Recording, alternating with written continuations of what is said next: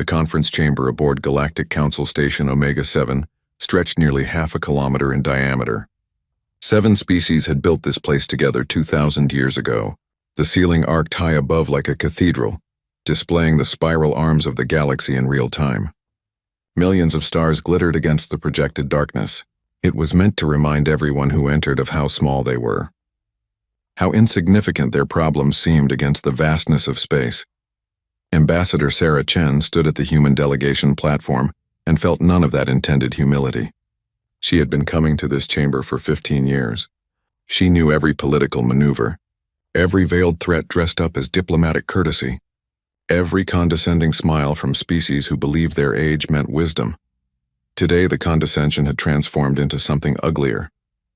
Open hostility, council arbiter.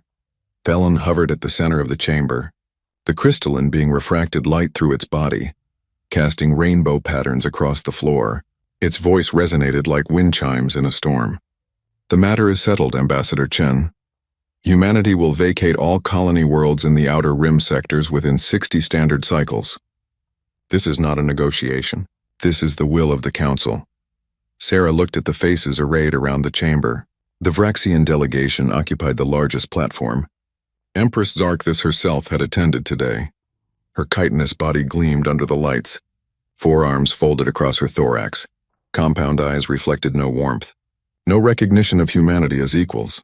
Behind her stood 30 warrior drones, each one capable of tearing through steel with their bare claws. It was a statement, a threat made physical. The Telkari sat in their water tanks, tentacles drifting lazily. The Korthans stood like living mountains, stone-skinned and ancient.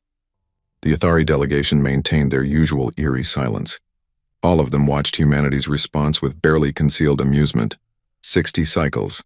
They were giving humanity 2 Earth months to abandon 17 colonies. Homes built over 2 centuries.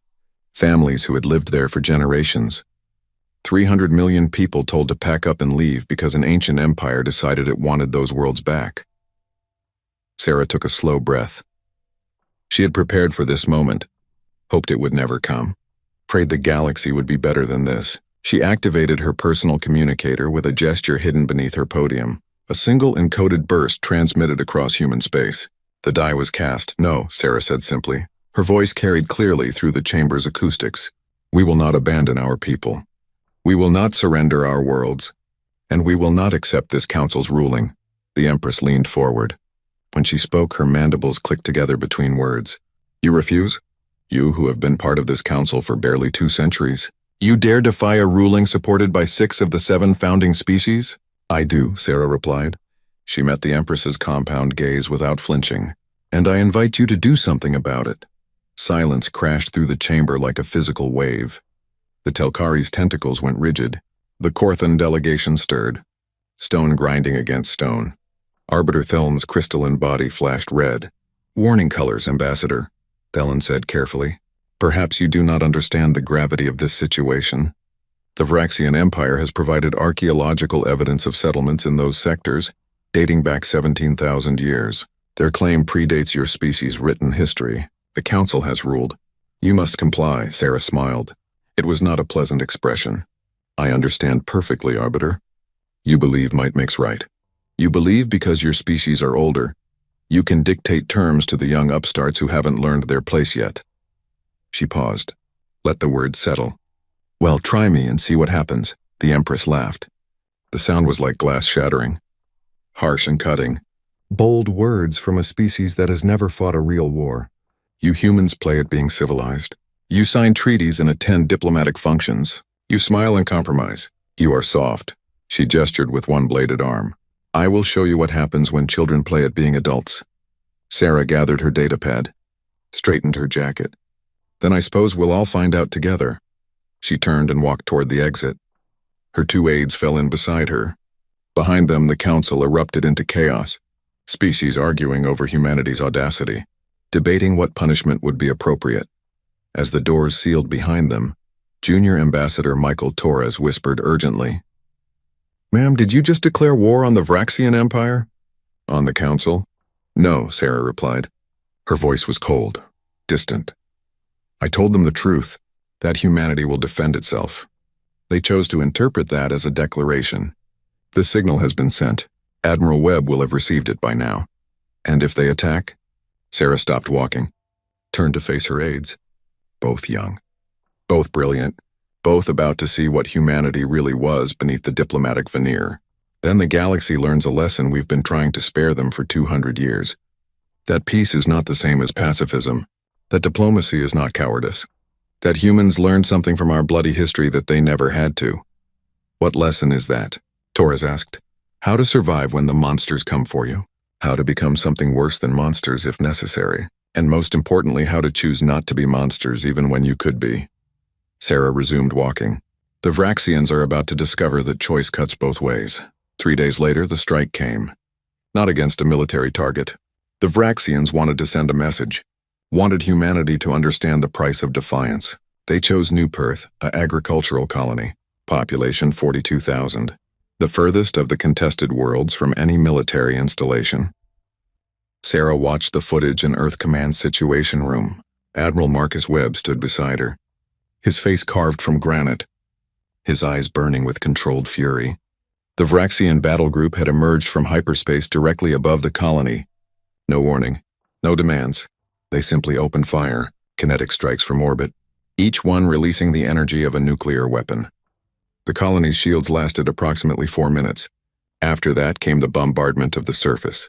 40,000 civilians dead in the first hour. Another 2,000 in the fires and infrastructure collapse that followed. Children, farmers, teachers, people who had never held a weapon, never threatened anyone. They died because the Vraxian Empire wanted to prove a point. The footage cut to Empress Zarkthis broadcasting from her flagship. This is the price of defiance. This is what happens when lesser species forget their place. Humanity has one more chance. Evacuate the Outer Rim, beg forgiveness, or we will turn every human world into ash in memory. Webb turned off the display. The room fell silent. 20 staff officers, the Joint Chiefs, representatives from every branch of Earth's military, all of them waiting to see how humanity would respond to this atrocity. This casual genocide. Sarah spoke first. Her voice steady despite the rage she felt building behind her ribs. Admiral, status of the Damocles Protocol? All assets confirmed active and in position, Webb replied. We've been preparing for this scenario since first contact. Every contingency planned, every target mapped, every weapon ready. He paused. The question is, do we use them?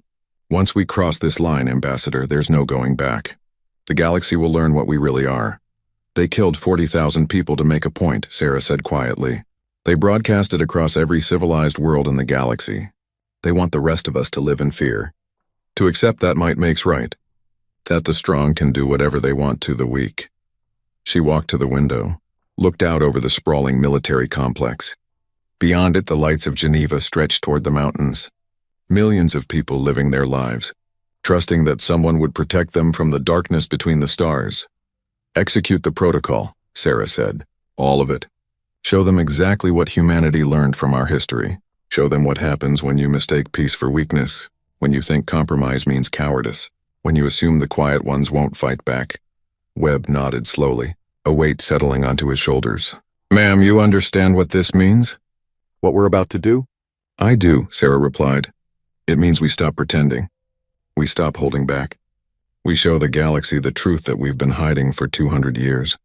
That humans didn't join the galactic community because we were weak. We joined because we were terrified of what we might become if we stayed isolated. What we might do if we had no one to check our worst impulses.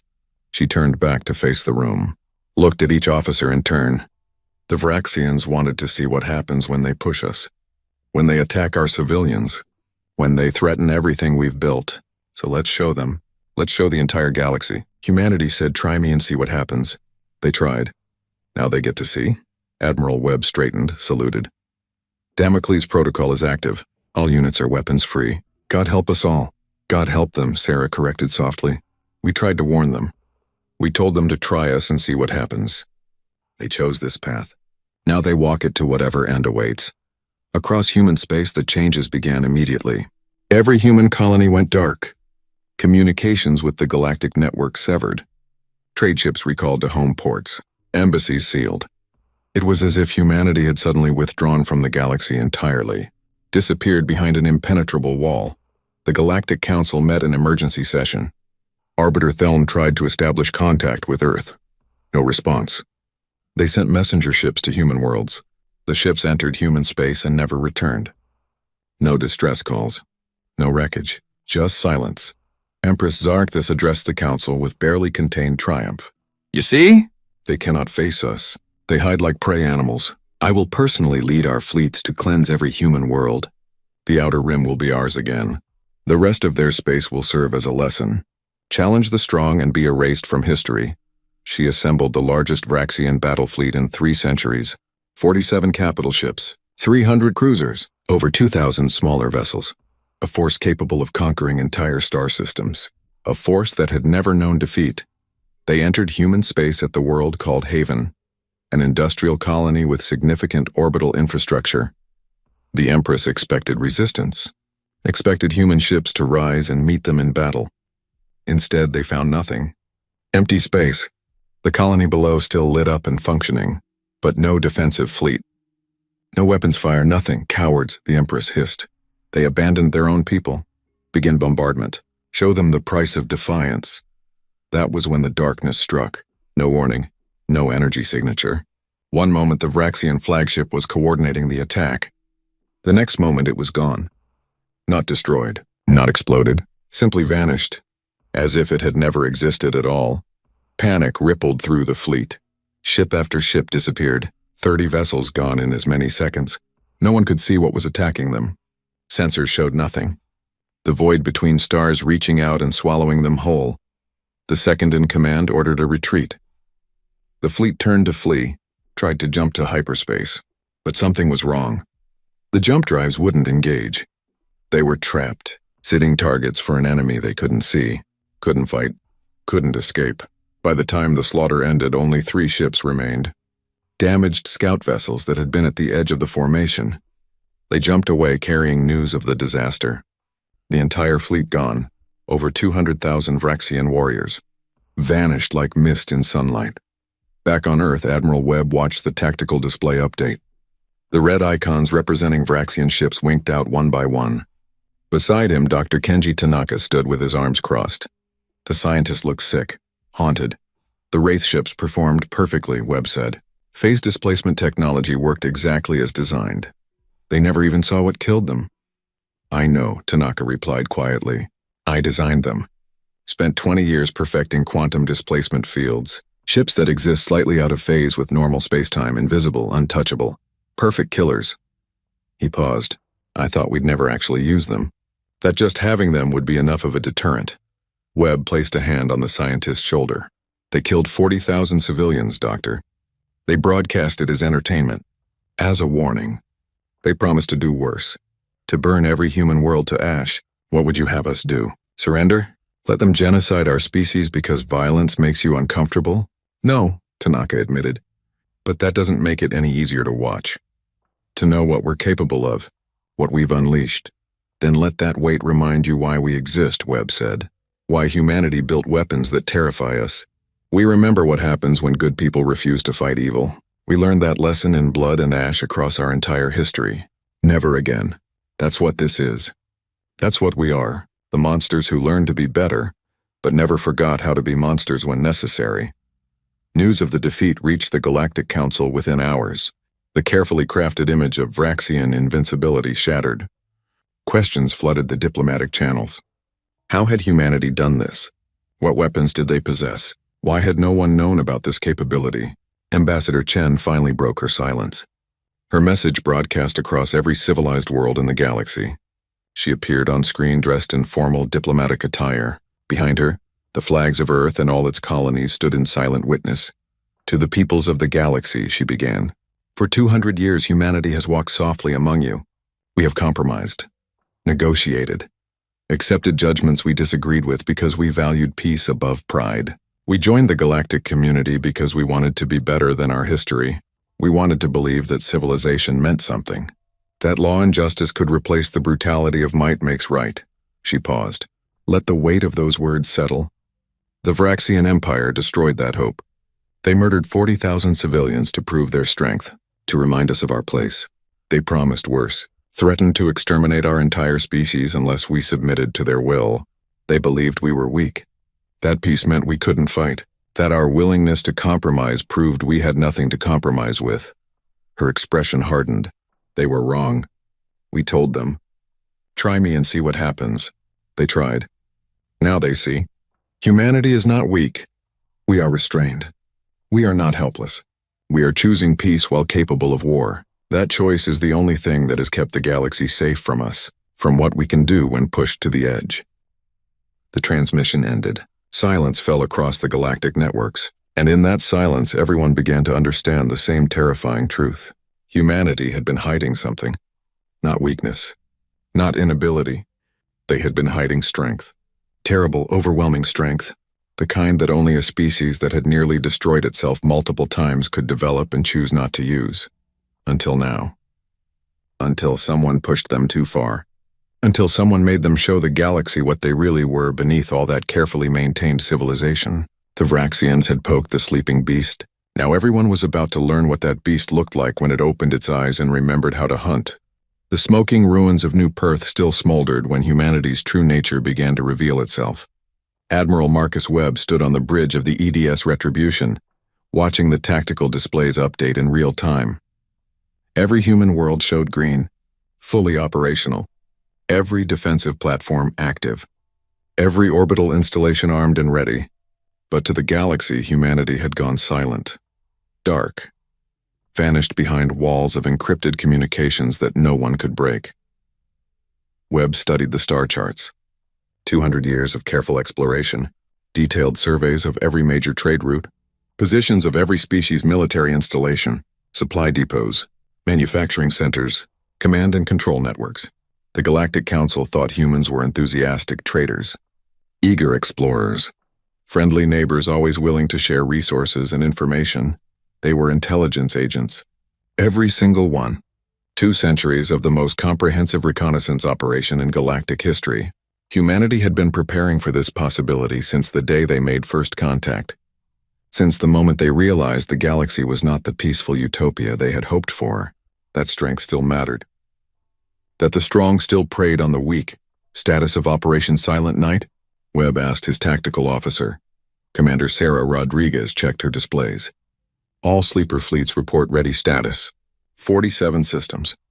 Each one positioned near critical Vraxian infrastructure.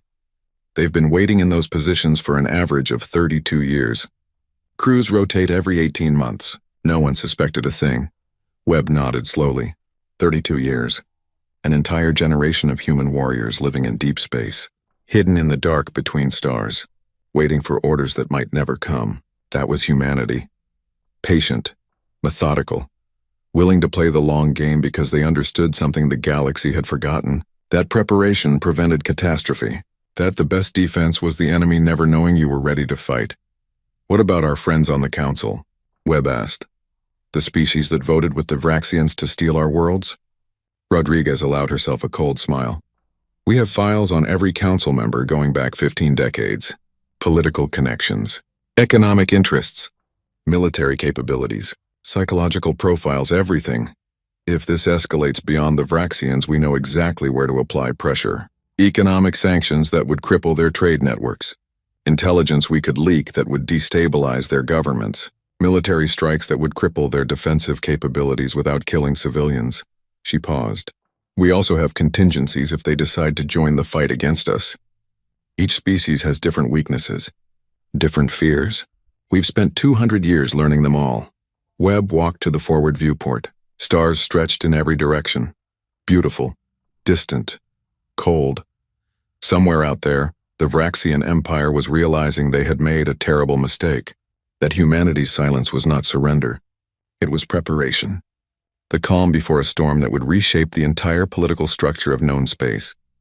A memory surfaced. Webb pushed it down. Now was not the time. But the faces haunted him anyway. His wife, his daughter, killed during what the galaxy called the First Contact Incident, what humanity called the First Contact War. An exploratory fleet from the Corthons had discovered Earth. Humanity had been excited, hopeful, ready to join a community of peaceful species, exploring the cosmos together. The Corthons had seen primitive technology, a species barely capable of interstellar flight. They had landed on Earth and demanded submission. When humanity refused, they bombarded 3 cities from orbit. 2 million dead in the opening salvo. They wanted slaves, resources, a species that would serve their empire without question. They discovered their mistake within days. Humanity was not advanced in space travel, but they were very advanced in killing each other. Thousands of years of constant warfare, weapons development that had nearly led to extinction multiple times. When the Korthans landed their occupation forces, they met resistance that shocked them. Humans using chemical weapons, biological agents, nuclear devices deployed in their own cities to stop the invaders. The Korthans fled, went to the Galactic Council claiming humans were savages, monsters that needed to be contained. The Council sent mediators, tried to understand what had happened. They found a species traumatized but defiant, a species that had lost millions but refused to surrender, a species that had looked at superior technology and found ways to defeat it anyway. The Council offered membership, promised protection from future aggression, but Webb remembered what the senior ambassadors had told him. The Council's real message had been clear. Join us or we will allow others to finish what the Korthans started. Be civilized or be destroyed. Humanity had chosen to join, to learn. To prepare, sir. Rodriguez interrupted his thoughts. We have reports from the Vraxian border. Their second fleet is moving toward human space. Smaller than the first, only 12,000 ships. Looks like a probe to test our defenses. Webb turned back to the displays. Let them come. They'll learn the same lesson. Send orders to the Wraith fleet. Engage at maximum effective range. No survivors. No warnings. I want that fleet erased from existence before they get within a light year of any human colony. Sir, Rodriguez said carefully, that's 12,000 ships. Even Wraith ships need time to target and engage. Some will escape. They'll report back what they saw. How we fight. Good, Webb replied. Let them see. Let them understand that we have weapons they cannot counter. Technology they didn't know existed. Let them realize that every assumption they made about humanity was wrong. Fear is a weapon too, Commander. Sometimes the best way to end a war is to make the enemy too terrified to continue fighting. The orders went out. Across 47 star systems, human forces began to move. Not toward battle, toward positions of advantage. Supply lines, manufacturing centers, the infrastructure that kept the Vraxian military machine running. Humanity had spent 200 years studying warfare throughout history. Every great military commander, every successful strategy, they had learned from Sun Tzu and Clausewitz and von Moltke, from ancient generals and modern theorists. The lesson was always the same. Wars were not won by destroying armies. They were won by destroying the enemy's ability to field armies, by breaking their will to fight. By making victory impossible and defeat inevitable, the Vraxians wanted to fight a conventional war. Ship against ship, fleet against fleet. They would never get that chance. In the Vraxian home system, Empress Zarkthus convened her war council. The loss of the First Fleet had shocked her, angered her. But she was not afraid, not yet. She had resources the humans could not match. Thousands of systems, trillions of subjects, manufacturing capacity that dwarfed anything humanity possessed. The Second Fleet will locate their invisible ships, she declared. We will adapt. Deploy sensor grids that can detect phase variations, mass drivers that saturate entire areas of space. They cannot hide from everything. Once we find their trick, we will crush them. Her chief military advisor clicked his mandibles nervously. Empress, perhaps we should open negotiations. The humans have proven more dangerous than anticipated. We could reach a compromise. Allow them to keep most of their colonies in exchange for tribute and vassalage. The Empress struck him with one bladed forearm. He crashed to the floor, chitin cracked and leaking fluid. Negotiate with prey? Never. The Vraxian Empire has ruled for 17,000 years because we do not compromise. We do not negotiate. We take what we want and destroy anyone who opposes us.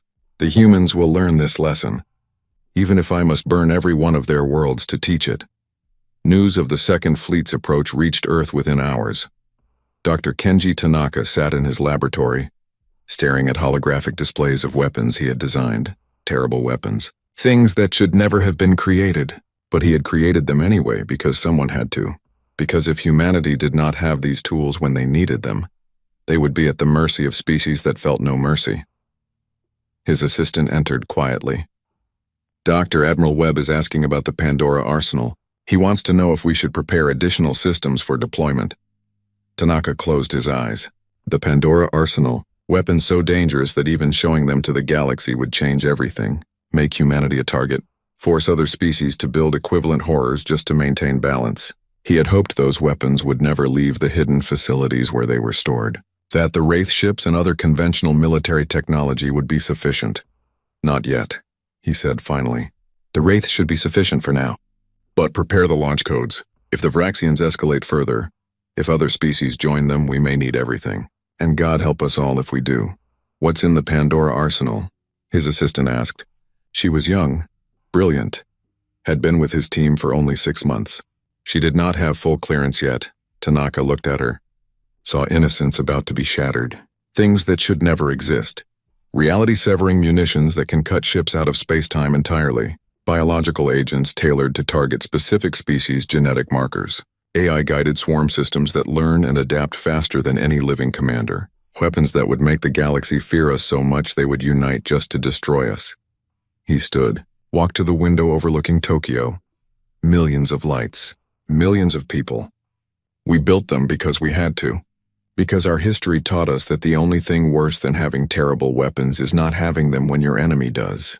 But using them, that crosses a line we can never step back over. That makes us the monsters we've spent 200 years proving we're not. The second Vraxian fleet entered human space near the colony world of Sanctum. 12,000 ships in tight formation, sensor grids active, mass drivers charged and ready. They had learned from the first fleet's mistakes. This time they would be ready for the invisible attackers. The Wraith ship struck from a different angle. Not from empty space. From behind the colony's moon. From within the orbital infrastructure they assumed was abandoned. Phase displacement let them exist in normal space and shifted space simultaneously. They appeared for microseconds, just long enough to fire, then vanished again before return fire could target them. The Vraxian fleet lasted longer than the first, nearly 10 minutes of sustained combat. Their commanders adapted quickly, coordinated their fire, managed to destroy 3 Wraith ships through sheer volume of covering fire. But it was not enough. It could never be enough. For every Wraith ship destroyed, 100 Vraxian vessels were eliminated. When the battle ended, 200 Vraxian ships managed to escape, enough to report back, enough to carry news of the slaughter, but also enough to confirm what the Empress feared. Human technology was superior, their tactics flawless, their intelligence about Vraxian operations comprehensive. Somehow, impossibly, the young species had outplanned and outprepared an empire that had endured for millennia. On the Galactic Council station, emergency meetings continued around the clock. Representatives from 6 species argued about how to respond. The Telkari advocated for intervention, a joint military force to stop the human aggression. The Korthans, remembering their own defeat, stayed silent. The Yathari proposed sanctions, economic isolation until humanity agreed to negotiate. Arbiter Thelen called for calm. We must understand what we are dealing with. Humanity has revealed military capabilities we did not know existed, technology that should not be possible for such a young species. This suggests they have been preparing for conflict since they joined the Council. Perhaps before, a Telkari representative spoke. Then they deceived us, lied about their capabilities, pretended to be peaceful while building weapons to threaten us all. This is exactly the kind of behavior we should punish. Unite our forces, show them they cannot threaten the established order. Or, a Korthan elder rumbled, we could consider why they built such capabilities and never used them until provoked. 200 years of peaceful coexistence. No military conflicts. No territorial expansion. They integrated into our society, traded freely, contributed to scientific advancement. Then we voted to take their colonies. The Vraxians murdered 40,000 civilians. Perhaps the question is not why humanity is fighting back. Perhaps the question is why we thought they would not. Silence fell. The Korthan had spoken an uncomfortable truth. Humanity had followed every rule, accepted every judgment. Then the Council changed the rules, allowed theft and murder, and now they were shocked that humanity refused to accept it, refused to be victims quietly. Ambassador Chen's second message arrived during the debate. This time she appeared on screen wearing military dress uniform, not diplomatic attire. The shift was deliberate, symbolic. Humanity was done pretending. To the members of the Galactic Council, she began, Some of you are debating whether to join the Vraxian Empire in their war against us. Some of you think you can force us to submit through economic sanctions or diplomatic isolation. Some of you believe you can teach us our place through military force. Allow me to educate you about what you are actually considering. The screen behind her lit up with data, star charts, trade routes, military installations, the layout of every major species infrastructure in perfect detail. This is what we know about you. Everything. 200 years of careful observation. Every weakness, every vulnerability, every secret you thought was hidden. We have watched you, learned from you, prepared for you. Her expression hardened. We did not do this because we planned to conquer you. We did this because our history taught us a simple lesson. Hope for peace, but prepare for war. We hoped the galaxy would be better than our experience suggested. That law would matter more than strength. That civilization would mean something. You have proven those hopes were naive, so now you get to see what happens when humanity stops hoping and starts acting. She leaned forward.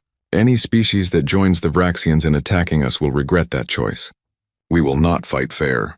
We will not accept honorable defeat. We will use every advantage, every weapon, every tactic we have developed across our bloody history. And our history is very, very bloody. We nearly destroyed ourselves a dozen times before we reached the stars. We learned how to kill efficiently, how to wage total war, how to make our enemies regret ever challenging us. Those lessons are about to be taught to the galaxy. The transmission ended, but the message was clear. Humanity was not asking for peace. They were demanding it. Choose peace or face consequences no one was prepared for. Because humanity had stopped pretending, stopped hiding. The galaxy was about to learn what humans really were when they decided the time for diplomacy had ended. Webb watched the transmission from his bridge, saw the calculated escalation, the precise threat delivered with cold professionalism. Sarah Chen was not just a diplomat anymore. She was a warrior in different uniform, fighting with words instead of weapons, but fighting nonetheless. Do you think it will work? Rodriguez asked. Will they back down? Webb shook his head. Some will. The smart ones. The ones who can read between the lines and understand what we're really saying. But others? The ones who think we're bluffing? The ones who believe their strength still matters? They'll test us, and when they do, we'll have to show them we meant every word. He looked at the tactical displays again. Vraxian forces regrouping. Council members moving fleets into position. The galaxy holding its breath to see what would happen next. Tell all commanders to maintain readiness. The next phase is about to begin, and it's going to get much worse before it gets better. Worse how, sir? Webb's expression was grim. Because now they know we have advanced weapons. They know we've been hiding our capabilities. But they don't know everything. They don't know about the Pandora arsenal. They don't know about the contingencies we have for total war. They don't know that every weapon we've shown them so far is just the opening move. We tried to warn them. We said, try me and see what happens. They tried. Now we have to show them, all of it, until they understand that fighting humanity is not worth any prize they think they'll win. Rodriguez felt cold settle into her bones. She had seen the classified files, knew what weapons humanity had prepared for doomsday scenarios. If those were deployed, if humanity revealed the full extent of what they were capable of, the galaxy would never be the same. Terror would replace respect. Fear would replace friendship. But maybe that was the price of survival. Maybe that was what humanity had to become to protect themselves. Orders confirmed, sir, she said quietly. All forces standing by for Phase 2 operations. The galaxy is about to learn what humanity means by total war. Webb nodded, looked out at the stars.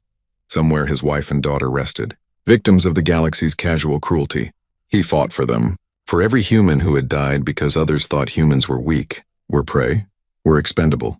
Never again. That was the promise. The oath every human commander had taken. Whatever it cost, whatever it took.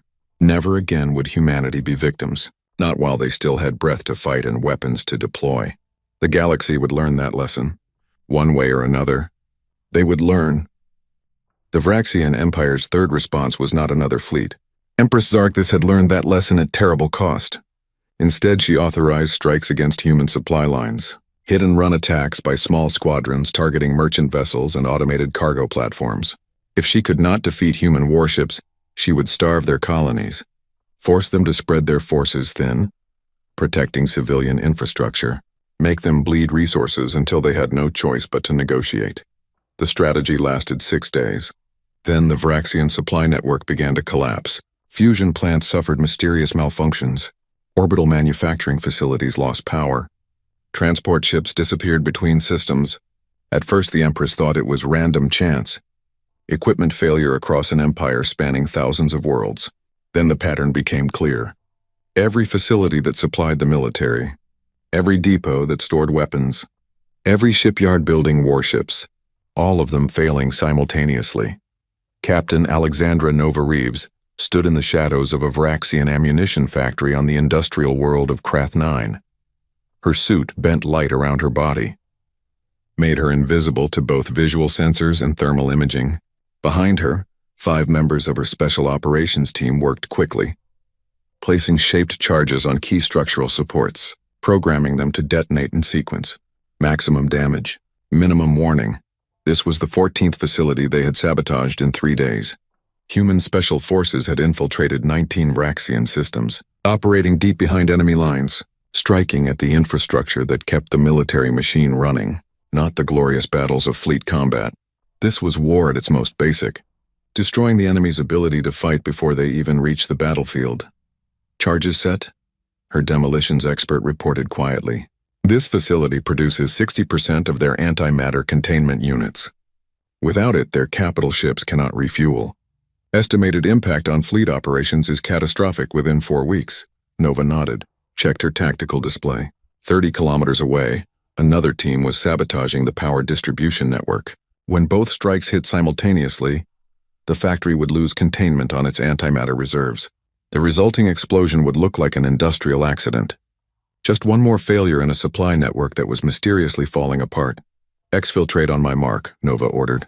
3, 2, 1 mark. The team moved as one. Ghosts in the darkness. By the time Vraxian security realized something was wrong, they would be light years away, already planning their next strike.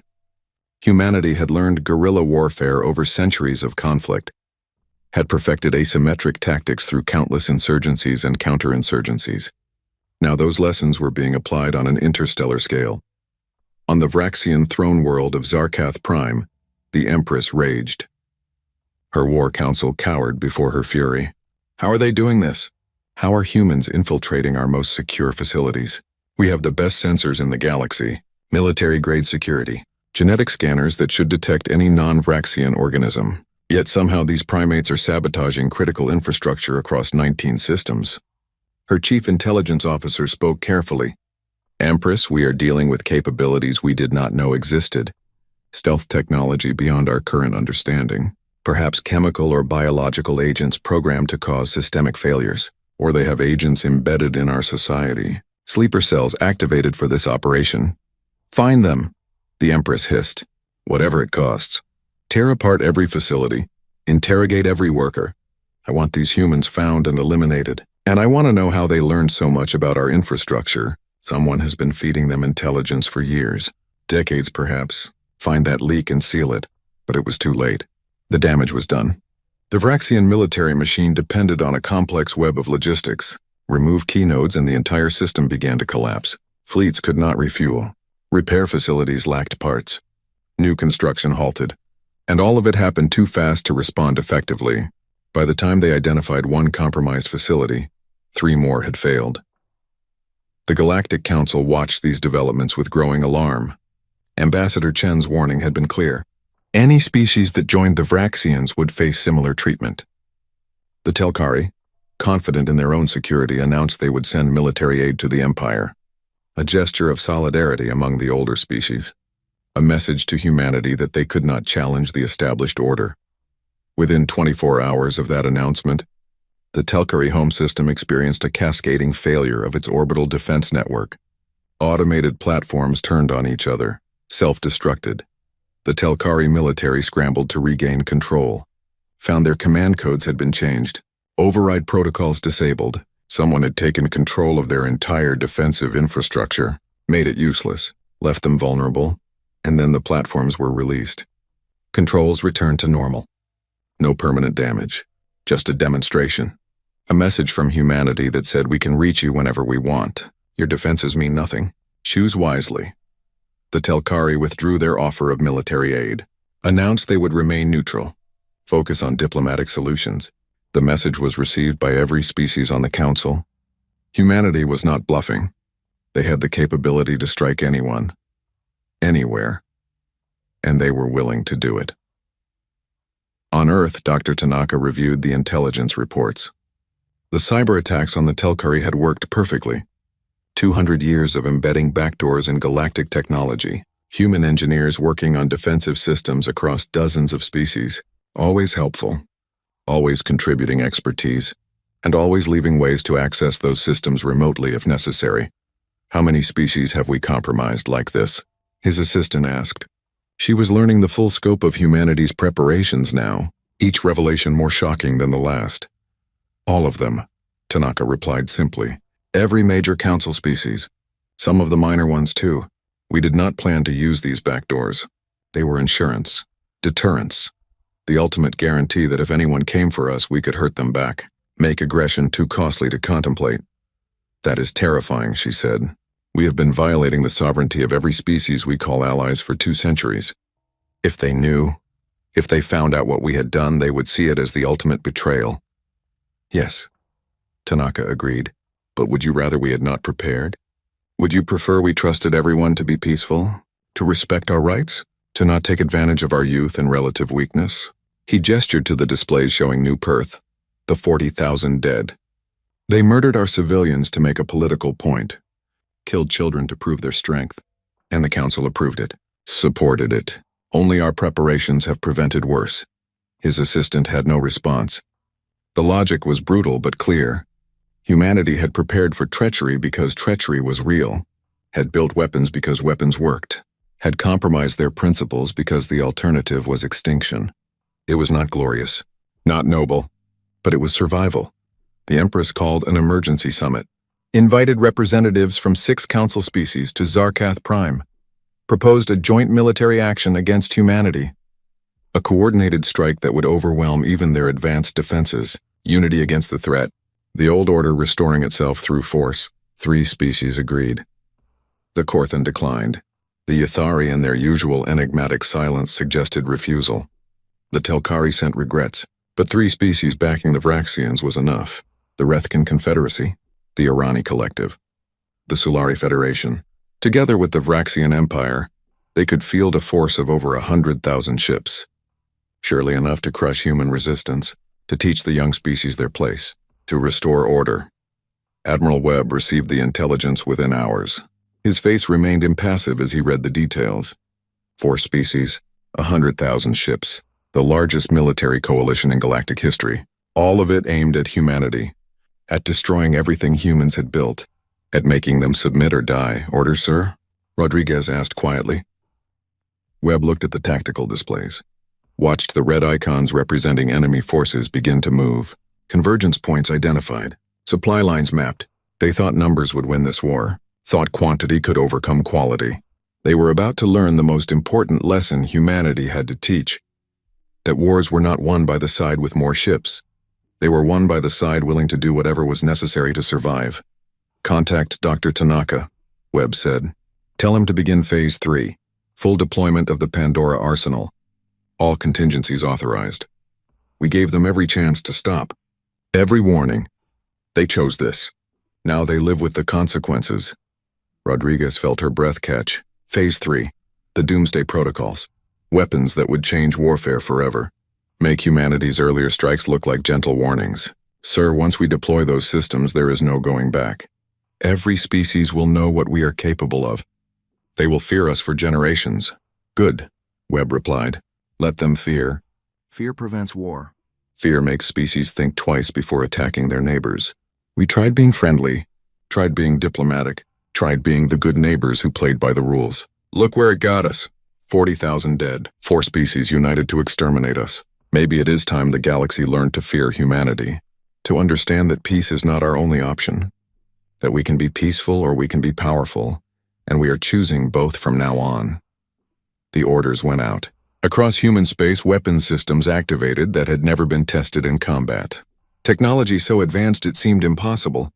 Munitions so destructive they violated every treaty humanity had signed. But treaties only mattered when all parties honored them.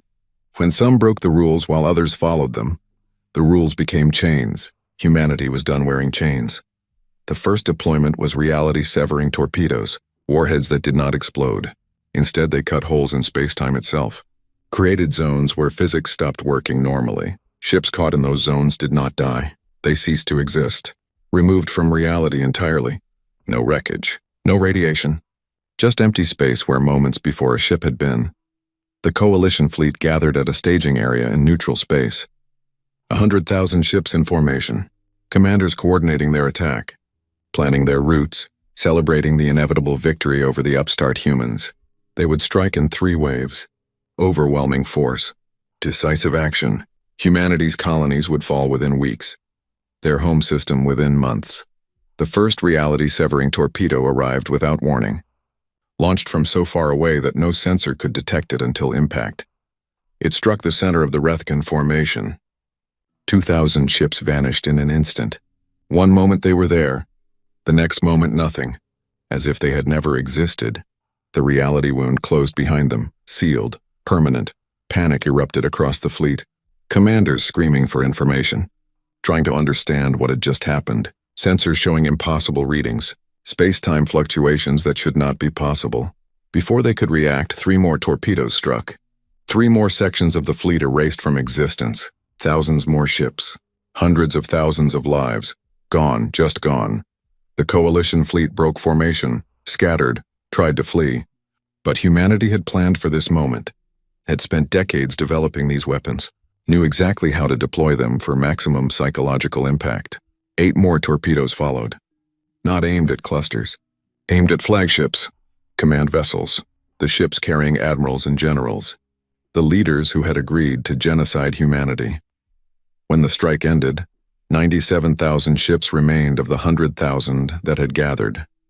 3,000 erased completely, the remaining forces in complete disarray. No coordination. No command structure. Just terrified crews trying to escape whatever had attacked them, trying to flee back to their home systems, to safety that did not exist anymore, because humanity had already deployed the second weapon system. Biological agents tailored to each species' specific genetic markers. Microscopic machines released into the supply chains months ago. Dormant, waiting, now activated by encrypted signals. They did not kill. That would be too obvious. Instead, they caused illness, weakness, symptoms that looked like random disease. Commanders fell ill. Pilots collapsed. Entire crews became too sick to operate their ships effectively. The coalition's offensive collapsed before it could begin. Ships limped back to port. Crews quarantined. Medical facilities overwhelmed. And across 4 empires, populations began to panic. If humans could strike at their military so easily, what protected civilians? If humans had biological weapons, what else did they have? How deep did human infiltration go? How long had they been preparing for this war? Ambassador Chen broadcast her 3rd message. This time there was no uniform. She wore simple civilian clothing, stood in what appeared to be her home. The message was personal, direct, human. You formed a coalition to exterminate us, she said quietly. Gathered the largest military force in history to destroy a species that only wanted peace. We stopped you. Not with superior numbers, not with ancient lineage or righteous cause. We stopped you with weapons you did not know existed, technology you cannot counter, capabilities you did not believe possible. She paused. Let the words sink in. We did this without deploying our most devastating weapons. The biological agent making your crew sick? It is temporary. They will recover completely within weeks. The reality-severing torpedoes? We used 12. We have thousands, and those are not even the worst things we built, not even close. We have weapons that would terrify you so much you would unite every species in the galaxy, just to destroy us. We have not used them, yet, because we remember something you seem to have forgotten. That power without restraint is not strength, it is tyranny. And we refuse to become tyrants, her expression hardened. But make no mistake, if you force our hand further, we will deploy everything. We will show you exactly what a species that survived its own worst impulses multiple times can do when survival requires it. We will make you wish you had listened when we said try me and see what happens, because you tried, and this is only the beginning of what happens. Choose peace now, While that choice still exists, while we are still willing to offer it, the transmission ended. Silence fell across the galaxy. Species that had existed for millennia suddenly understood they were not the apex, not the strongest, not the most advanced. They had been surpassed by the young species they had dismissed as irrelevant. The species they had thought they could bully, control, destroy if necessary. They had been wrong. Catastrophically wrong, and now they had to decide whether pride was worth extinction. On Zarkath Prime, Empress Zarkthis finally felt fear. Real fear. Not the cautious concern of facing a worthy opponent. True terror at confronting something she could not defeat, could not escape, could not comprehend. The humans had held back, had warned repeatedly, had given chances. She had ignored them all, believed her ancient empire was invincible. Now she understood the truth. Her empire was fragile, had always been fragile, and humanity had been patient enough to see every weakness, clever enough to exploit them all.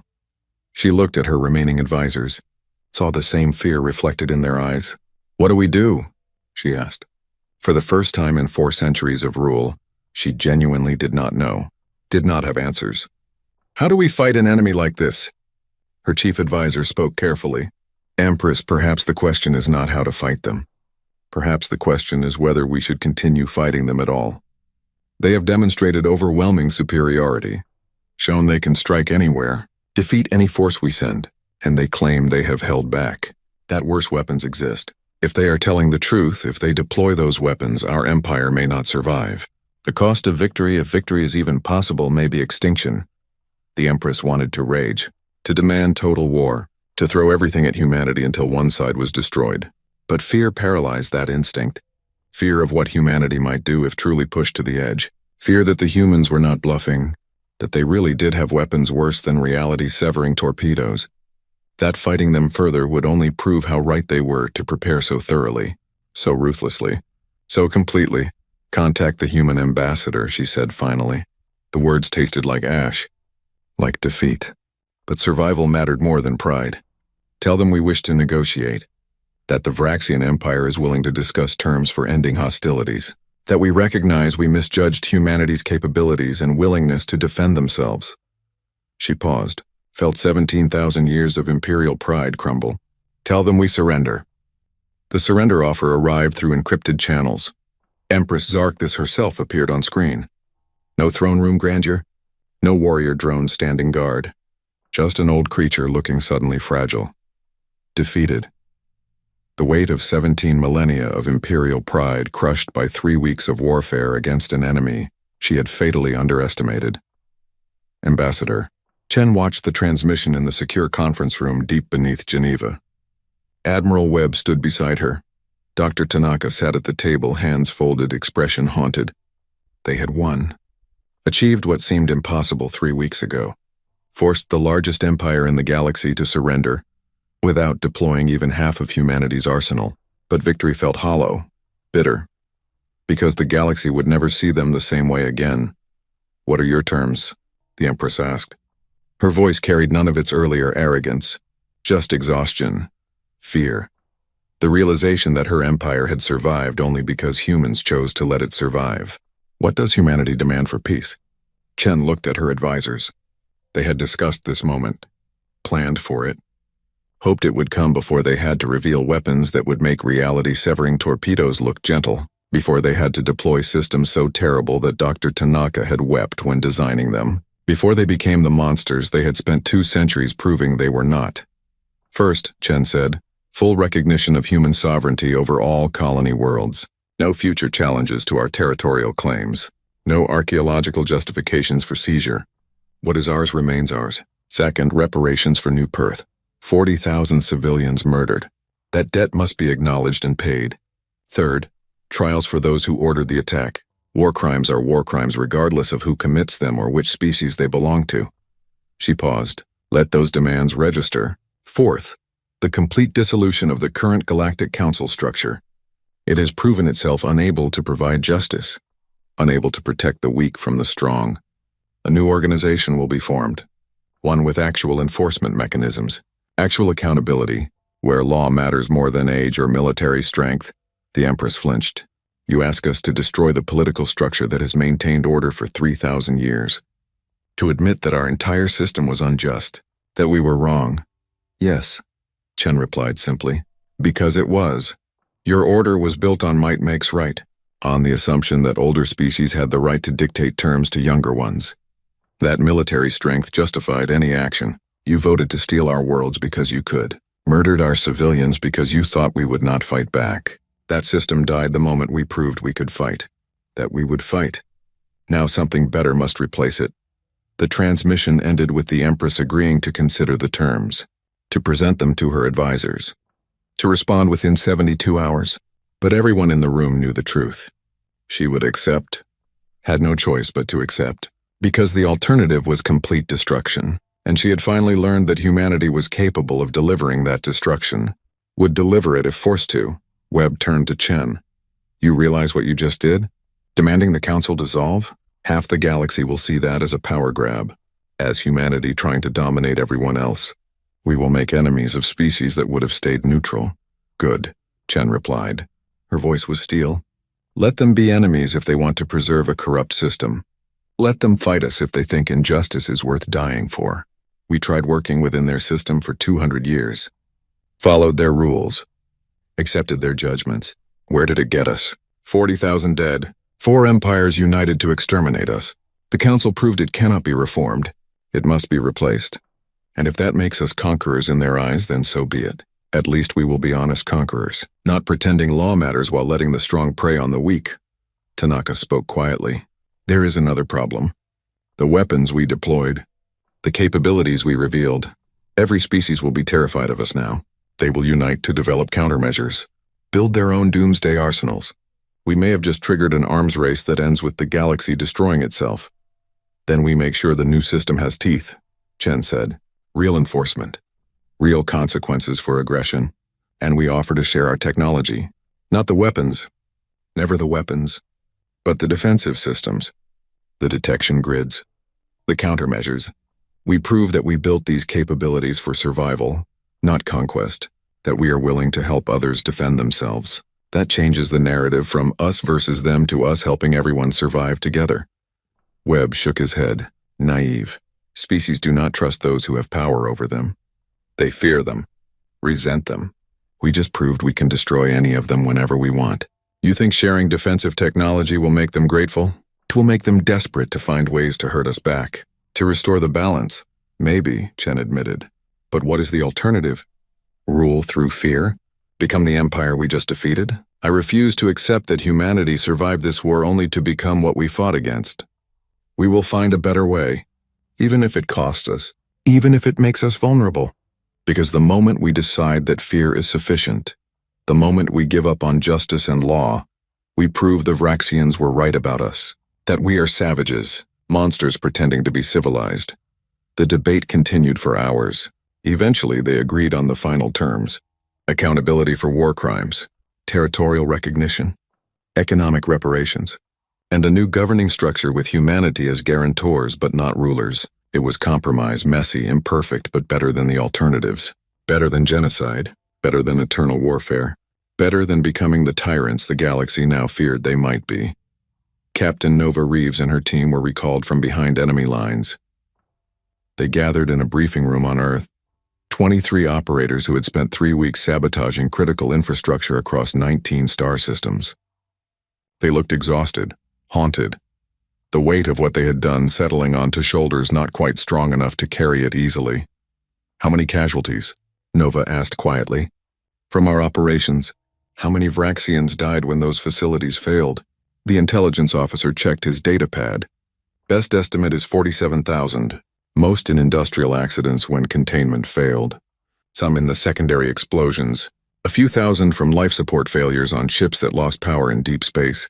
We tried to minimize civilian casualties, focused on military infrastructure, but collateral damage was inevitable. Nova felt sick. 47,000. More than died at New Perth. They had become what they fought against. Killed civilians to achieve military objectives. Yes, they tried to minimize casualties. Yes, they targeted legitimate military infrastructure, but dead was dead. Those 47,000 would never go home. Never see their families again. Because human operators destroyed facilities they worked in. Because humanity decided survival required ruthlessness, Captain. One of her team members said, "They killed our people first. Started this war. We responded proportionally. Defended ourselves. You cannot carry guilt for that, cannot I?" Nova asked. "We are supposed to be better. That is the whole point. We learned from our bloody history. Built weapons we hoped never to use. Prepared for war while pursuing peace. But the moment violence started, we deployed weapons that killed tens of thousands. Used tactics that terrified everyone who saw them. Became exactly what we said we were not. Monsters. Just monsters who chose to be monsters for the right reasons." She stood, looked at her team. "We did what we had to. Saved human lives by taking Vraxian ones. But we do not get to pretend it was clean. Honorable. Justified. We killed people to protect our own people. That is all. Nothing more noble than that. And we carry that weight because someone has to. Because the moment we stop feeling guilty about killing is the moment we become the empire. The tyrants. The ones who kill easily because life means nothing to them." The room fell silent. Every operator understanding the truth in her words. They had won. Saved humanity from conquest. But the cost was measured in lives taken. Families destroyed. People who died because humans decided their survival mattered more than Vraxian survival. It was the calculus of war, brutal, necessary, but never clean. Never something to celebrate without reservation. The Empress accepted humanity's terms 71 hours after receiving them. 1 hour early. As if delaying would only make things worse, she appeared before the remains of the Galactic Council. Admitted her empire's crimes. Accepted responsibility for the attack on New Perth. Agreed to trials for those who ordered it. Including herself if necessary. The ancient empire that had ruled for 17,000 years submitted to judgment by species they had considered irrelevant. The other 3 species that had joined the coalition followed quickly. The Rethkin Confederacy, the Irani Collective, the Solari Federation. Each one accepting similar terms. Each one agreeing that the old system had failed. That something new was needed. Not because they believed it, because humanity had proven they could destroy anyone who refused. Fear was a powerful motivator. Perhaps the most powerful. Ambassador Chen broadcast her final message regarding the war. She stood in the same conference room where she had watched the Empress surrender. Behind her, the flags of Earth and its colonies. Beside her, Admiral Webb and Dr. Tanaka. The 3 faces of humanity's response: diplomacy, military might, technological terror. Together they had won a war that should have destroyed humanity. Now they had to win the peace.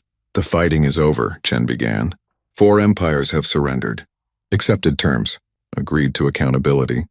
Humanity has achieved what we set out to do. Defended our people. Punished those who attacked us. Forced recognition of our sovereignty and our right to exist without fear. But victory is not enough. Never enough. Because the question now is what comes next. What kind of galaxy do we build from the ashes of the old order? She gestured to the 2 men beside her. We 3 represent the reality of human nature. I am the diplomat who tried every peaceful option before accepting that war was necessary. Admiral Webb is the warrior who prepared for conflict while hoping it would never come. Dr. Tanaka is the scientist who built weapons he never wanted to use but knew might be essential for survival. Together we are what humanity is. Not just peaceful, not just violent, both, always both. The question is which side we choose to emphasize. She looked directly at the camera. We deployed weapons that terrified the galaxy. Revealed capabilities that shocked species who thought they knew us. Proved we are more dangerous than anyone imagined. But here is what we want you to understand. We built those weapons because we had to, because our history taught us that the unprepared die, the weak are conquered, the naive are exploited. We refuse to be unprepared, refuse to be weak, refuse to be naive. That is what you saw. Humans refusing to be victims. Webb stepped forward. But we are also more than weapons. More than tactics and technology. We are the species that nearly destroyed itself a dozen times and chose not to. That looked at our capacity for violence and decided to be better. That built weapons we hope never to deploy.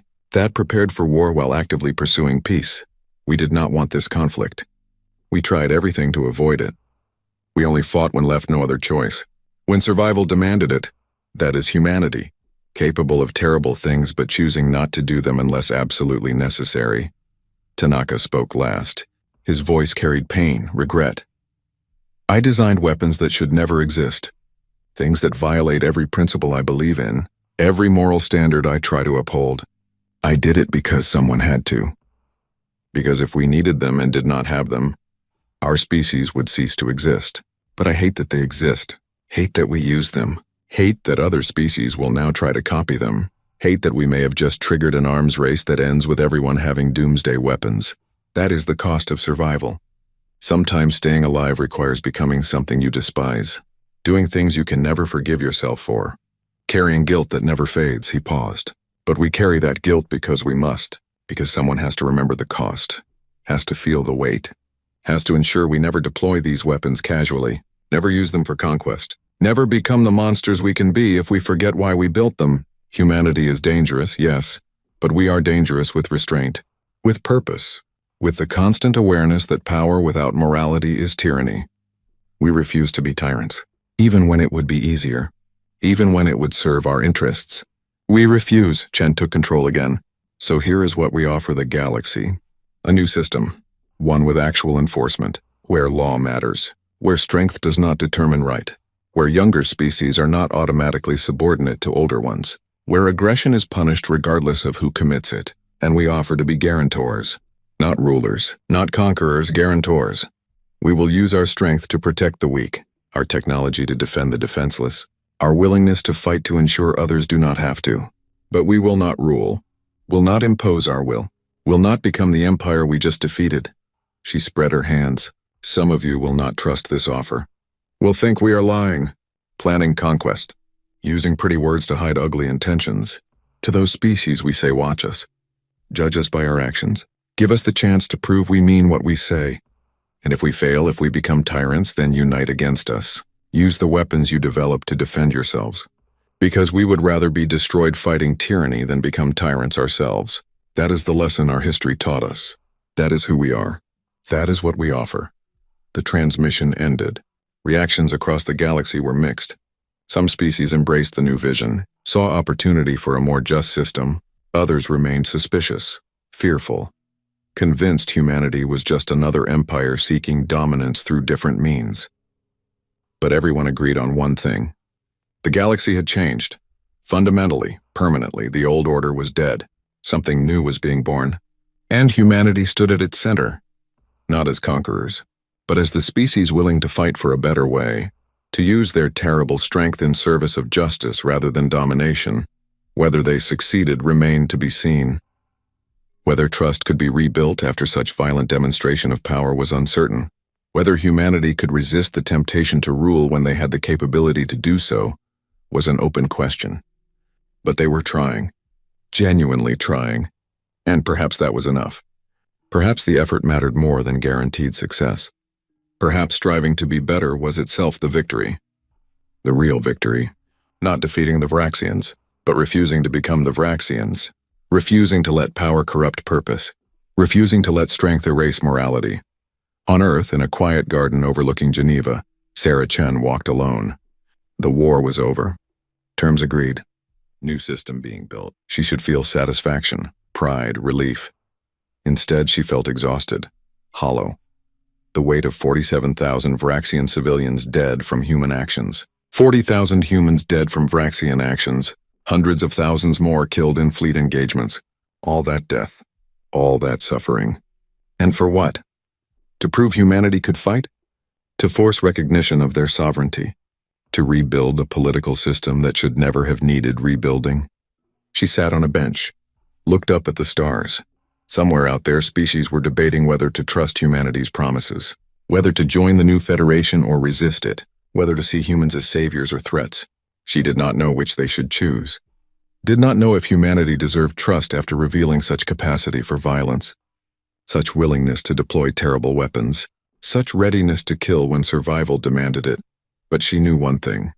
Humanity would try, would strive to be worthy of the trust some species might offer, would work to prove their promises meant something, would carry the guilt of what they had done while building something better. Because that was what humans did. They survived their own worst impulses, learned from mistakes, built better systems after destroying flawed ones.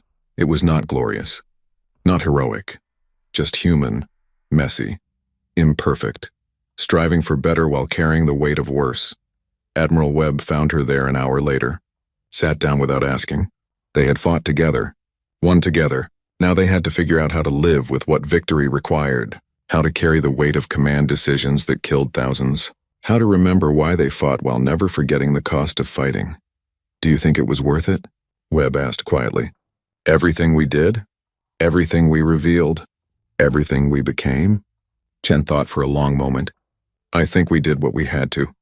Defended our people. Survived when survival seemed impossible. But worth it?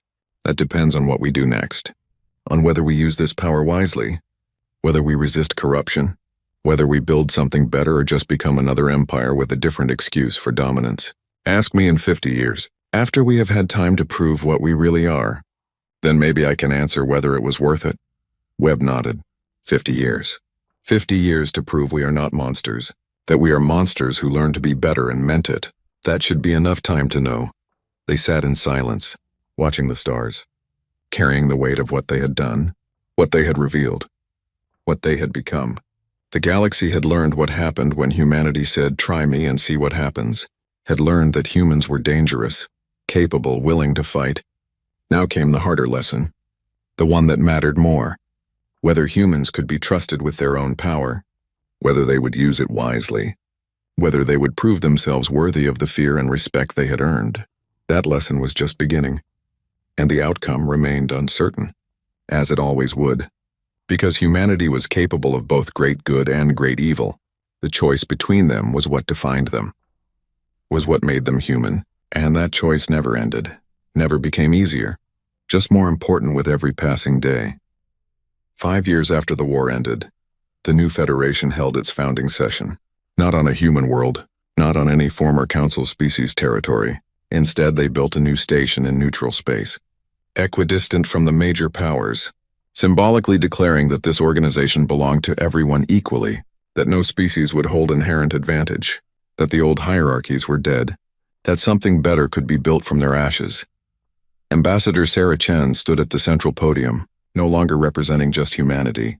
She had been elected Secretary General by a vote of 43 species. Some voted for her because they trusted her, others because they feared opposing humanity. She accepted both types of support, understanding that trust was earned through actions over time. That fear could be transformed into respect if used wisely. That leadership meant carrying burdens others would not. "We gather today not as conquerors and conquered," she began. Her voice carried through the massive chamber, reached representatives from 62 species, more than had ever cooperated before, not as victors and defeated, but as species who survived a terrible war and chose to build something better from the ruins. That choice defines us, not our past conflicts, not our old resentments. Our choice to try for better. She gestured to the chamber around them. This federation has real power, real enforcement mechanisms. Species that commit aggression face consequences. Economic sanctions backed by military force if necessary. War crimes tribunals with actual authority. Protection for smaller species who cannot defend themselves alone. These are not empty promises, not polite words hiding political reality. This is law with teeth, justice with power behind it. A Vraxian representative stood, not the Empress.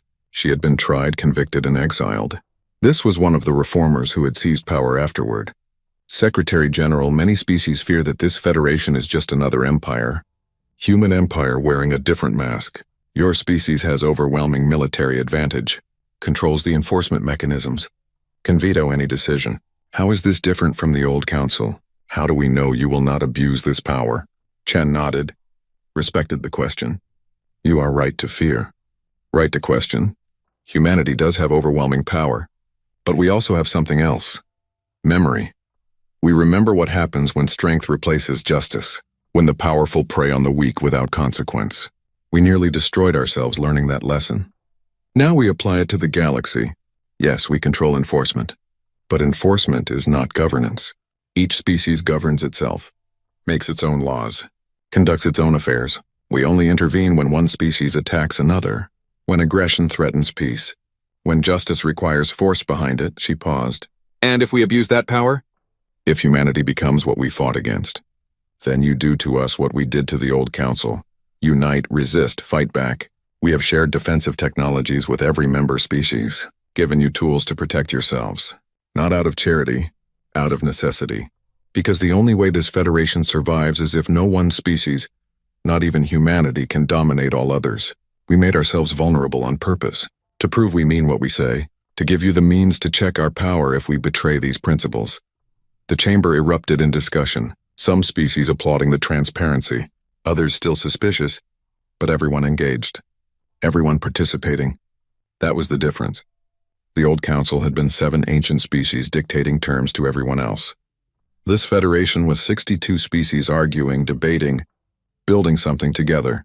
Messy, loud, chaotic, but alive in a way the sterile council had never been. Admiral Marcus Webb watched from the observation deck.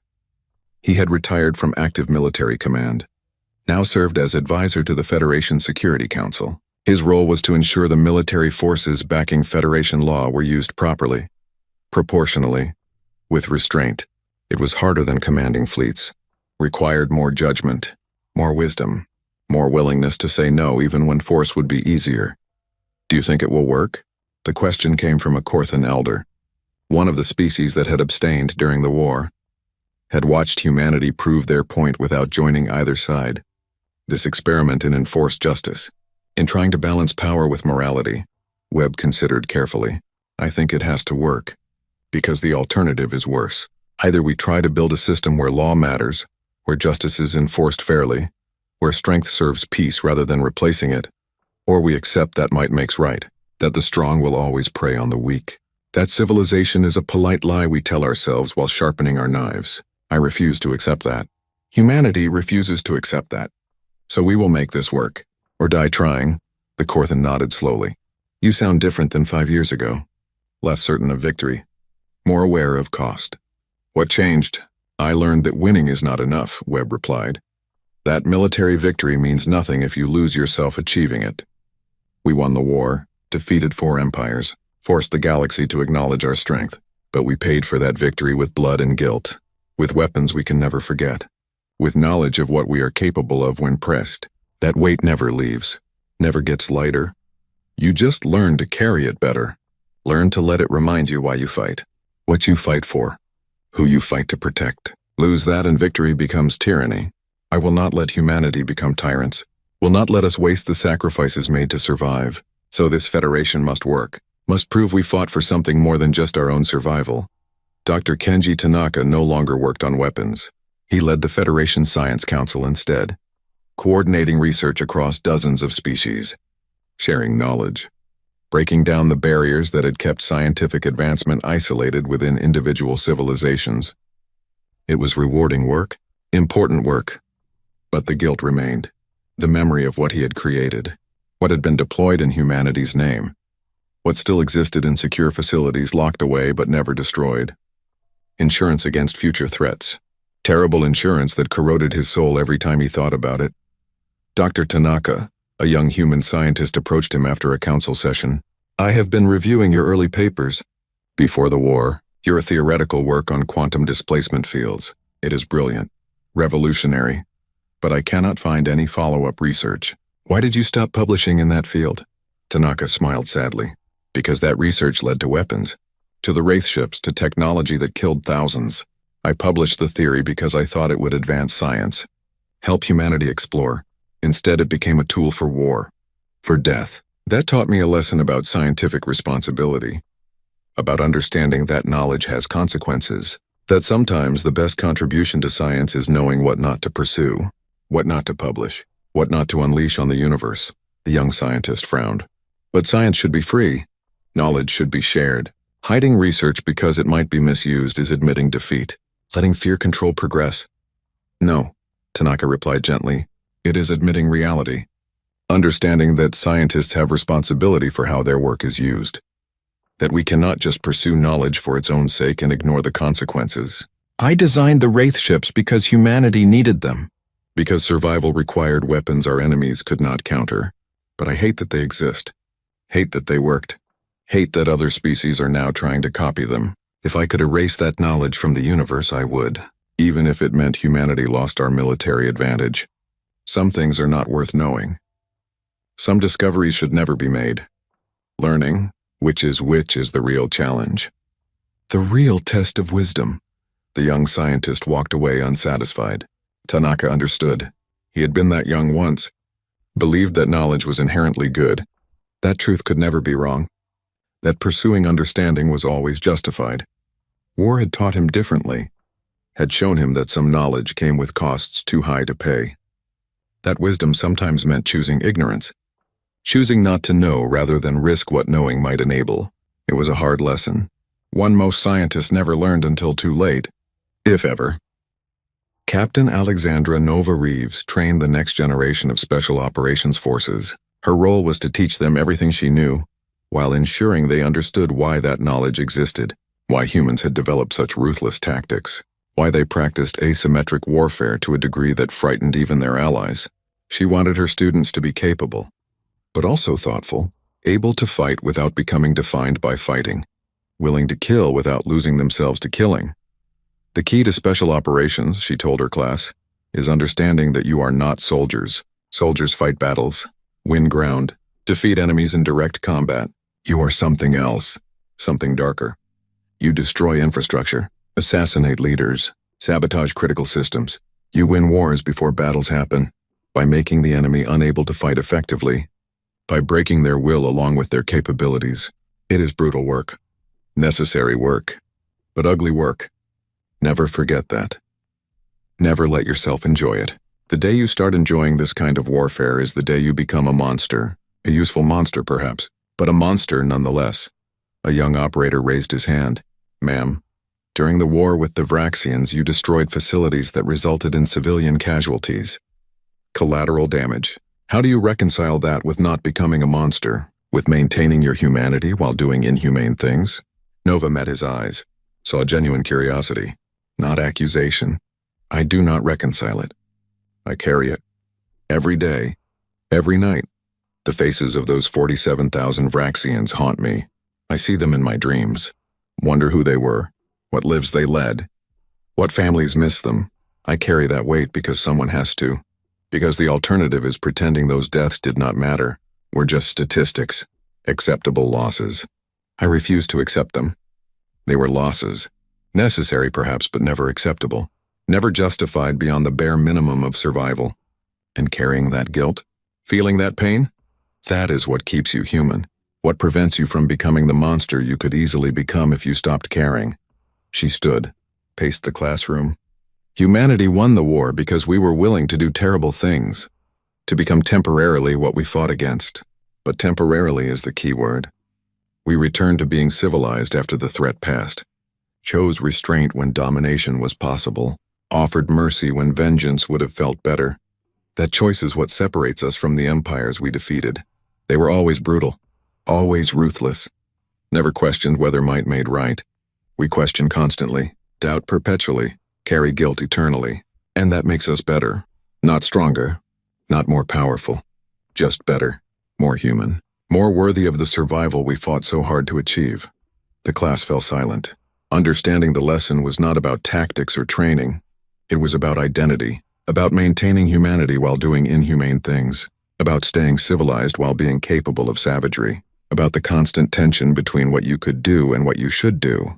That was the real skill, the essential capability, not the ability to kill efficiently, but the ability to kill when necessary and stop when it was not, to know the difference, to care about the difference, to let it matter. Across the galaxy, species were adjusting to the new order. Some embraced it. Smaller civilizations that had lived in fear of their larger neighbors found protection in Federation law, found their voices mattered, found that might did not automatically make right anymore. They flourished, grew, contributed to the broader civilization in ways the old system had never allowed. It was beautiful to watch, proof that the war had accomplished something worthwhile, that the blood spilled had purchased something better than just survival. Others resented the change. The former powers, the ancient empires that had ruled for millennia. They chafed under laws that restricted their freedom to dominate, hated being judged by standards they had not set, feared human power even as they acknowledged its restraint. Some of them plotted, schemed, looked for ways to restore the old order, to prove humanity's system would fail. That might would always triumph over right given enough time, given enough pressure. The Vraxian Empire, reduced to a fraction of its former territory, underwent the most dramatic transformation. The reformers who had seized power after the Empress's exile completely restructured their society, abolished the caste system, granted rights to worker drones, opened their government to democratic participation. It was revolutionary. Many Vraxians resisted, but many more embraced the change, discovered that equality did not mean weakness. That shared power created stability. That justice built loyalty better than fear ever could. Former Empress Zarkthus lived in exile on a remote world, comfortable, safe, but alone. Cut off from the empire she had ruled for 4 centuries. She spent her days writing, documenting the history of her species, analyzing where she had gone wrong, how she had misread humanity so completely, how arrogance had destroyed everything she had built. Her memoirs became required reading in the new Vraxian academies. A cautionary tale, a reminder that strength without wisdom was just violence waiting to be unleashed. That age did not guarantee understanding. That hubris was the deadliest weakness of all. "I should have listened," she wrote in her final chapter. "The humans warned me repeatedly. Try me and see what happens." Those words were not a threat. They were a plea. "Please do not force us to show you what we are capable of. Please do not make us deploy the weapons we built hoping never to use. Please do not mistake our patience for weakness, our restraint for inability." I ignored every warning. Believed my empire's age made us superior. Believed their youth made them inferior. I was catastrophically wrong. And 17,000 years of history ended because I could not imagine that the young species had learned something we ancient ones had forgotten. That survival teaches harder lessons than success. That those who nearly destroyed themselves and chose not to are more dangerous than those who never faced that choice. The humans were not pretending to be civilized. They were choosing civilization while capable of savagery. That choice is what made them stronger, what made them winners, what made me a failure. On Earth, in that same garden overlooking Geneva, Sarah Chen sat again, 5 years older, 5 years wearier, the weight of office aging her faster than time alone could account for, but also more hopeful than she had been in the immediate aftermath of war. The Federation was working. Not perfectly, never perfectly, but working. Law was being enforced, aggression punished, justice served. It was not the galaxy she had dreamed of when humanity first reached the stars, but it was better than the one they had found. Better than the old council's corruption, better than might makes right. Just better, measurably better. And that had to be enough. Webb found her there. Still her friend. Still her conscience. Still the voice that asked hard questions and demanded honest answers. "You are thinking about the cost," he said. "Not a question. An observation always," she replied. 87,000 dead. Human and non-human combined. Hundreds of thousands more injured. Economies disrupted. Families destroyed. All that suffering. And for what? A political system that might collapse the moment humans show weakness. The moment we cannot enforce our rules. Is that worth 87,000 lives? Webb sat beside her. "I cannot answer that. No one can. But I can tell you what I see. Smaller species no longer living in fear. Former empires learning to cooperate instead of dominate. Law meaning something again. Justice being served. A galaxy that is measurably better than it was 5 years ago. Is that worth the cost? Only those who died could truly answer. But we are alive. We have to make their deaths mean something. Have to build something worthy of that sacrifice. And we are trying. Genuinely trying. Maybe that is all we can do. Try, strive. Refuse to accept that their deaths were pointless. Refuse to waste what they bought with their lives. Do you ever regret it?" Chen asked. "Deploying the weapons? Revealing our capabilities? Starting down this path we cannot step back from?" "Every day," Webb admitted. "But regret does not change anything. Does not bring back the dead. Does not erase the weapons from existence. Does not undo what we revealed about ourselves. All regret does is remind me why we fight, what we fight for, who we fight to protect. It keeps me honest, keeps me from deploying force casually, from forgetting the weight of command decisions, from becoming the kind of leader who treats lives as statistics. So yes, I regret, but I also accept. Sometimes regret is the price of survival, of making hard choices with no good options, of doing what must be done even when it costs you pieces of your soul." They sat in comfortable silence.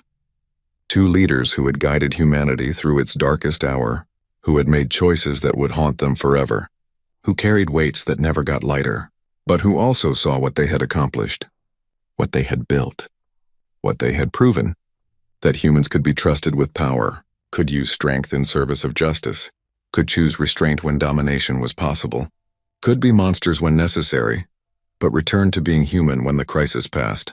That was the real victory, not defeating the Vraxians, but proving humanity was worthy of survival, was worthy of the strength they possessed, was worthy of the trust others might offer. Will it last? Chen asked. This system we built, this federation, will it survive after we are gone? After the generation that remembers the war has passed? Will our successors maintain the principles, or will they drift toward tyranny? Use the power we established for their own benefit rather than galactic good? I do not know, Webb replied honestly.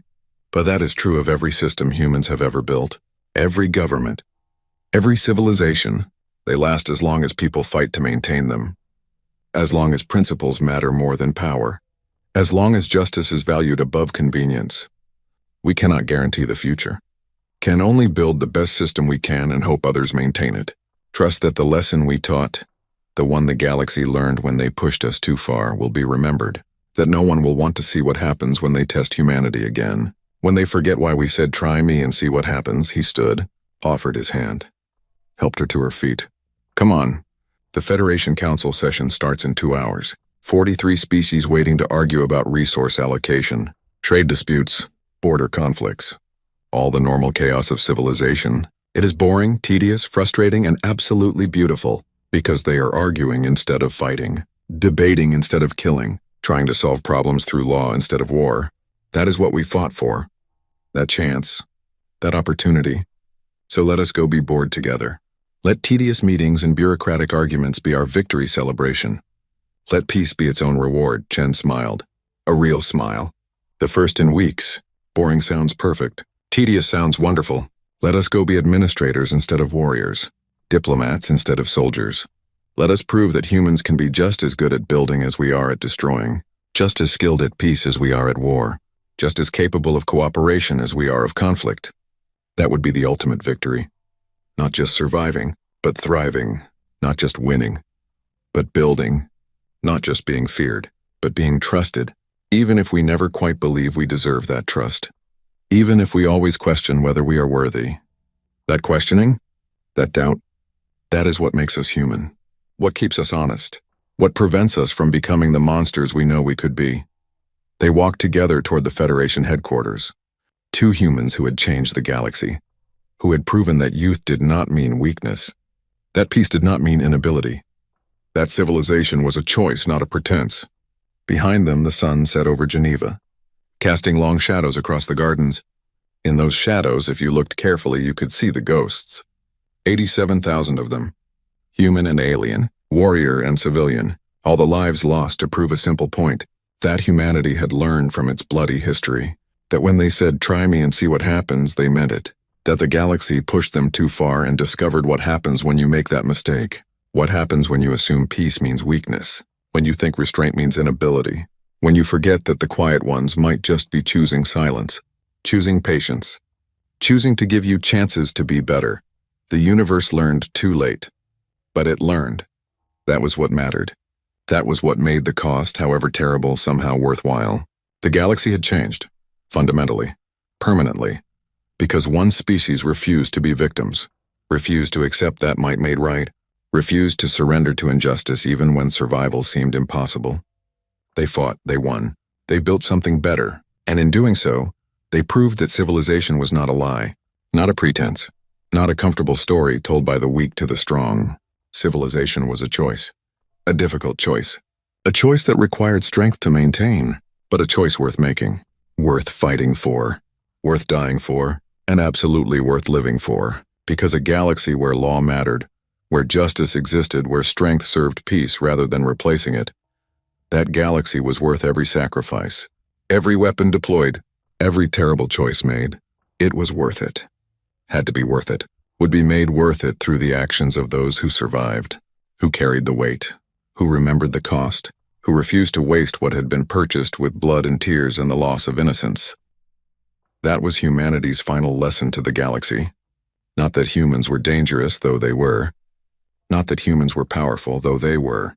But that humans remembered, carried weight, learned from mistakes, and most importantly, chose to be better even when being worse would have been easier, chose civilization even when savagery was possible, chose justice even when vengeance called. That choice echoed across the stars, reminded every species that civilization was not given. It was chosen. Every day, every moment, every decision, and humanity chose it. Again and again, despite the cost, despite the difficulty, despite the constant temptation to let might replace right. They chose better, and in choosing, they proved that better was possible. Not easy, not guaranteed, but possible, and possibility was enough, was everything. Was the reason they fought, the reason they sacrificed, the reason they endured. Because if better was possible, then fighting for it was not just justified, it was necessary. It was noble. It was the most human thing anyone could do. And humanity would continue doing it, for as long as they existed, for as long as the choice remained. For as long as even one human believed that civilization mattered, that justice was worth defending, that peace was worth fighting for. That was the real victory, the lasting victory, the victory that echoed through generations. The universe learned too late why humanity said, "Try me and see what happens." But they learned, and that lesson would never be forgotten, never be unlearned, never be dismissed as irrelevant. The galaxy was better for humanity's existence, better for their willingness to fight for principles, better for their refusal to accept that might made right, just better, and better was worth everything. That was humanity's final lesson to the galaxy. Not that humans were dangerous, though they were. Not that humans were powerful, though they were.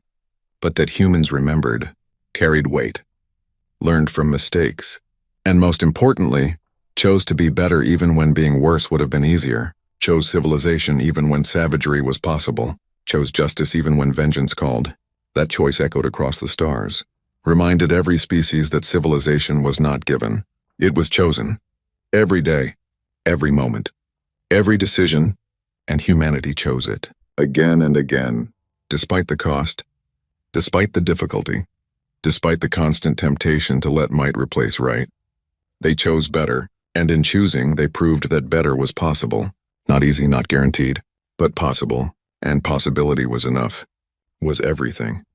Was the reason they fought, the reason they sacrificed, the reason they endured. Because if better was possible, then fighting for it was not just justified, it was necessary. It was noble. It was the most human thing anyone could do. And humanity would continue doing it, for as long as they existed, for as long as the choice remained. For as long as even one human believed that civilization mattered, that justice was worth defending, that peace was worth fighting for. That was the real victory, the lasting victory, the victory that echoed through generations. The universe learned too late why humanity said, "Try me and see what happens." But they learned, and that lesson would never be forgotten, never be unlearned, never be dismissed as irrelevant. The galaxy was better for humanity's existence, better for their willingness to fight for principles, better for their refusal to accept that might made right, just better, and better was worth everything.